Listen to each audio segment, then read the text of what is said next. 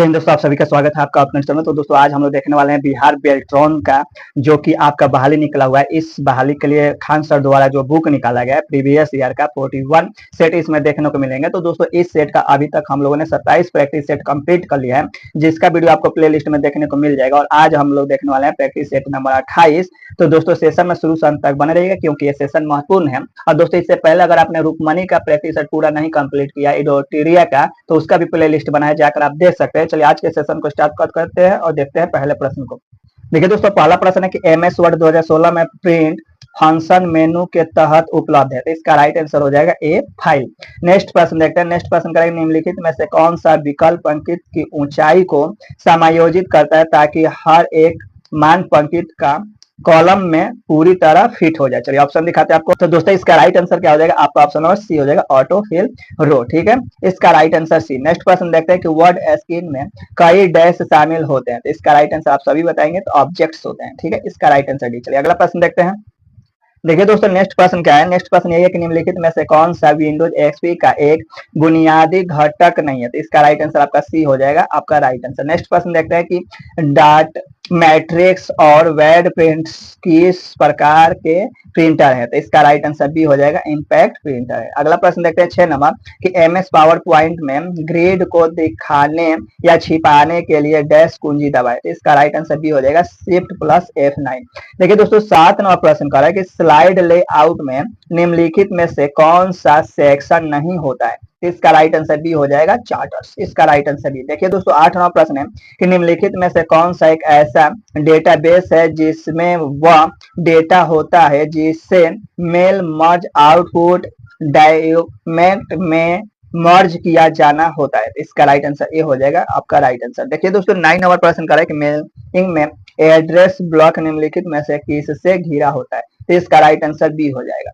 देखिए दोस्तों 10 नंबर प्रश्न निम्नलिखित में से कौन सा प्रिंटर कार्बन फॉर्म का उपयोग करता है, तो इसका राइट आंसर बी हो जाएगा, लेजर प्रिंटर। इसका राइट आंसर बी। देखिए 11 नंबर प्रश्न है कि माउस पॉइंटर की एक काली ऊर्ध्वाधर ब्लिंकिंग लाइन को किस नाम से जाना जाता है, तो इसका राइट आंसर बी हो जाएगा, इंसर्ट पॉइंट के नाम से जाना जाता है। देखिए दोस्तों 12 नंबर प्रश्न करें कि एमएस वर्ड में निम्नलिखित में से किस शॉर्टकट कुंजी का उपयोग चेंज केस फंक्शन के लिए किया जाता है, तो इसका राइट आंसर डी हो जाता है। चलिए अगला प्रश्न देखते हैं। देखिए दोस्तों 13 में प्रश्न करें कि निम्नलिखित में से कौन सा विकल्प अंकित की ऊंचाई को सामग्री के अनुसार बदल देगा, समायोजित कर देगा, तो इसका राइट आंसर डी हो जाएगा, रैप टेक्स्ट। इसका राइट आंसर डी। देखिए दोस्तों 14 नंबर प्रश्न कर रहा है कि सेल्स को लॉक करने या फॉर्मूला को हाइड करने का प्रभाव तब तक नहीं पड़ता जब तक आप, इसका राइट आंसर हो जाएगा, वर्कशीट को प्रोटेक्ट न कर, इसका राइट आंसर बी। देखिए दोस्तों 15 नंबर प्रश्न करें किसी फाइल को व्यवस्थित करने के लिए निम्नलिखित में से किसका उपयोग किया जाता है, तो इसका राइट आंसर सी हो जाएगा, फोल्डर का प्रयोग किया जाता है। सो देखिए दोस्तों नेक्स्ट प्रश्न करें कि यदि आप एक ही बार में दर्जनों या सैकड़ों कॉलम और पंक्तियों को ऑटो फिट करना चाहते हैं तो आप क्या करेंगे, तो इसका राइट आंसर ए हो जाएगा, अपनी संपूर्ण स्प्रेडशीट का चयन करने के लिए कंट्रोल प्लस ए दबाएंगे, फिर स्प्रेडशीट में प्रत्येक पंक्ति या कॉलम को ऑटो फिट करने के लिए किसी भी पंक्ति या कॉलम सीमा पर डबल क्लिक करेंगे, इसका राइट आंसर है। चलिए अगला प्रश्न देखते हैं। देखिए दोस्तों नेक्स्ट प्रश्न करें कि एक परियोजना के लिए यदि आप एक अदृश्य हस्ताक्षर जोड़ कर वर्कबुक की अखंडता सुनिश्चित करना चाहते हैं तो उपयोग करने के लिए निम्नलिखित में से कौन सा विकल्प बेहतर है, तो इसका राइट आंसर सी हो जाएगा, एक डिजिटल हस्ताक्षर जोड़ना, इसका राइट आंसर सी। नेक्स्ट प्रश्न देखते हैं कि किसी वर्ड दस्तावेज के अंत में एक क्षैतिज रेखा को किस नाम से जाना जाता है, तो इसका राइट आंसर सी हो जाएगा, डॉक्यूमेंट की समाप्ति का चिन्ह, इसका राइट आंसर सी। अगला प्रश्न देखते हैं कि निम्नलिखित में से किस शॉर्टकट कुंजी का उपयोग विषय वस्तु चिपकाने वाले फंक्शन के लिए दिया जाता है, तो इसका राइट आंसर आपका बी हो जाएगा, कंट्रोल प्लस भी। अगला प्रश्न देखते हैं। देखिए दोस्तों नेक्स्ट प्रश्न करें एक एक्सेल स्प्रेडशीट में फॉर्मूला में आर्गुमेंट्स को अलग अलग करने के लिए निम्नलिखित में से किसका उपयोग किया जाता है, तो इसका राइट आंसर डी हो जाएगा, कॉमा का। देखिए अब 22 नंबर प्रश्न करें कंट्रोल प्लस सी का कार्य क्या है, तो इसका राइट आंसर बी हो जाएगा, कॉपी है। 23 नंबर प्रश्न है कि कोबलर लैंग्वेज किस वर्ष डिजाइन की गई थी, तो इसका राइट आंसर सी हो जाएगा, 1959 में। देखिए दोस्तों, नेक्स्ट प्रश्न का निम्नलिखित में से कौन सा विकल्प पद के लिए नाम के समाधान के लिए मानक शब्दावली है और इसका उपयोग ज्यादातर डोमेन नामों और आईपी पतों के बीच रूपांतरण के लिए किया जाता है। तो इसका राइट आंसर डी हो जाता है, डोमेन नेम सिस्टम। इसका राइट आंसर डी। अगला प्रश्न देखते हैं कि प्रोटेक्ट की गई वर्कशीट के संबंध में निम्नलिखित में से कौन सा कथन सत्य है। तो इसका राइट आंसर ए हो जाता है, आप कार्य पुस्तिका की संरचना को प्रोटेक्ट कर सकते हैं। इसका राइट आंसर है। नेक्स्ट प्रश्न देखते हैं कि निम्नलिखित में से कौन सा विकल्प मेन मेमोरी की क्षमता को बढ़ाता है। तो इसका राइट आंसर ए हो जाएगा, रोल। अगला प्रश्न है कि एमएस एक्सेल में एफबी किस प्रकार का फंक्शन है। इसका राइट आंसर डी हो जाएगा आपका, फाइनेंशियल। इसका राइट आंसर डी। चलिए अगला प्रश्न देखते हैं। देखिए दोस्तों, 28वां प्रश्न करेक्ट, एमएस वर्ड में निम्नलिखित में से किस कुंजी का उपयोग एक तालिका में go to the previous cell के लिए किया जाता है। तो इसका राइट आंसर डी हो जाएगा, शिफ्ट प्लस टैब। इसका राइट आंसर डी। नेक्स्ट प्रश्न देखते हैं, यदि आप एमएस एक्सेल में एक टेक्स्ट बॉक्स सम्मिलित करना चाहते हैं तो आप इसे डैश में पाएंगे। तो इसका राइट आंसर सी हो जाएगा, सेप्स। अगला प्रश्न देखते हैं कि माइक्रोसॉफ्ट वर्ड 2016 में किस दस्तावेज को सुरक्षित करने के लिए किस मेनू का उपयोग किया जाता है। तो इसका राइट आंसर ये होगा, रिव्यू। 31 नंबर प्रश्न करें, निम्नलिखित में से कौन सा सीपीयू की अभिगम्यता गति को बढ़ाता है। तो इसका राइट आंसर सी हो जाएगा, कैश मेमोरी। 32 नंबर प्रश्न करें, निम्नलिखित में से किसके द्वारा एक पंक्ति की चयनित सेलों को मर्ज करने एक बड़ी सेल के रूप में परिवर्तित किया जाता है। इसका राइट आंसर बी होगा, मर्ज एंड सेंटर। इसका राइट आंसर बी। 33वां प्रश्न है कि निम्नलिखित में से कौन सा विकल्प उपयोगिता द्वारा उपयोग किए जाने वाले फोल्डरों की सूची प्रदर्शित करता है। इसका right answer D, recent file. इसका राइट आंसर डी। 34वां प्रश्न है कि निम्नलिखित मते से किसे कॉलम चार्ट के रूप में भी जाना जाता है। तो इसका right answer C, bar chart. 35वां प्रश्न है कि निम्नलिखित में से किस इंटरनेट कनेक्शन में स्पीड सर्वाधिक होता है। इसका राइट आंसर है, ऑप्टिकल कैरियर। इसका राइट आंसर है। 36वां प्रश्न है कि लेजर प्रिंटर में छवि को किसके द्वारा कागज पर अंतरित किया जाता है। तो इसका राइट आंसर ए हो जाएगा, ड्रम। इसका राइट आंसर है।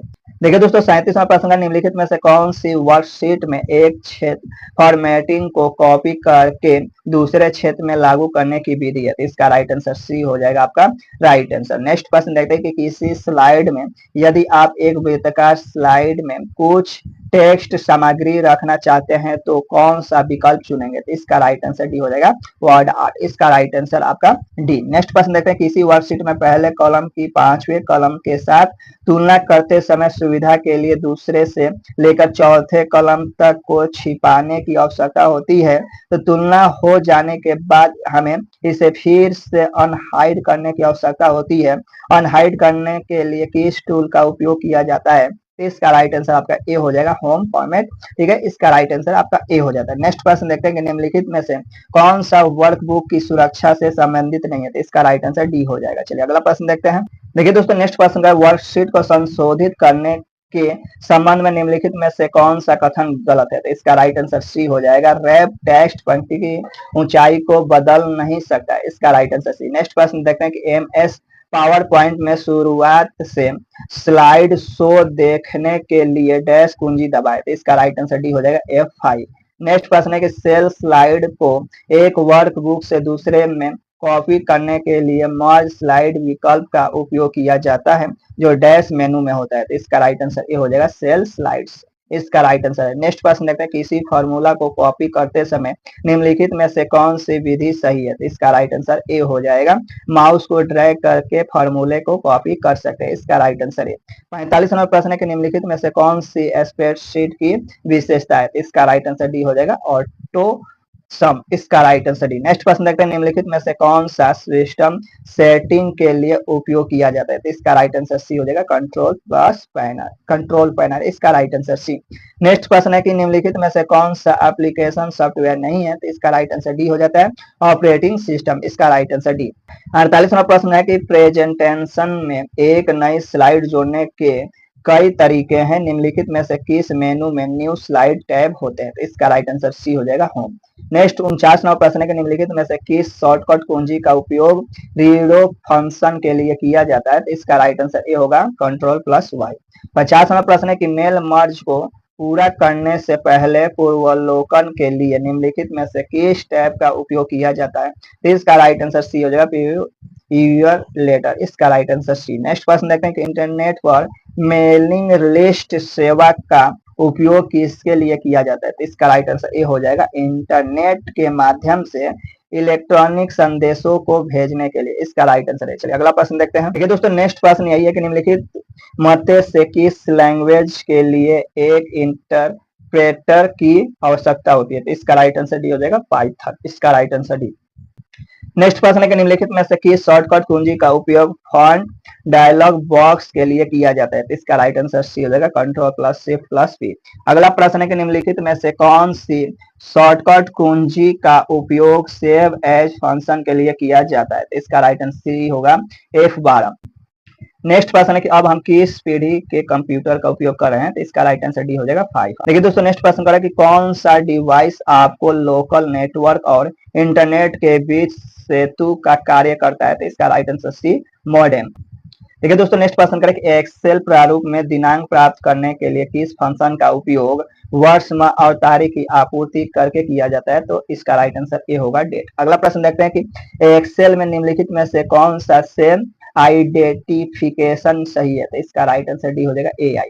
59वां प्रश्न है कि किसी प्रस्तुति में सभी स्लाइड के लिए संक्रमण प्रभाव सेट करते समय उपयोग करने के लिए सबसे अच्छा दृश्य है? इसका राइट आंसर बी हो जाएगा, स्लाइड शॉट व्यू। देखिए दोस्तों, नेक्स्ट प्रश्न है कि निम्नलिखित में से कौन सा एप्लीकेशन सॉफ्टवेयर है? इसका right answer C, image editor. इसका राइट आंसर सी। तो दोस्तों, क्लास पसंद आया तो वीडियो को लाइक कीजिए, चैनल पर नए तो चैनल को सब्सक्राइब कर बेल आइकन और प्रेस करें ताकि नए वीडियो का नोटिफिकेशन सबसे पहले आप तक पहुंचे। फिर मिलते हैं नेक्स्ट क्लास में, तब तक के लिए दीजिए इजाजत। जय हिंद, जय भारत।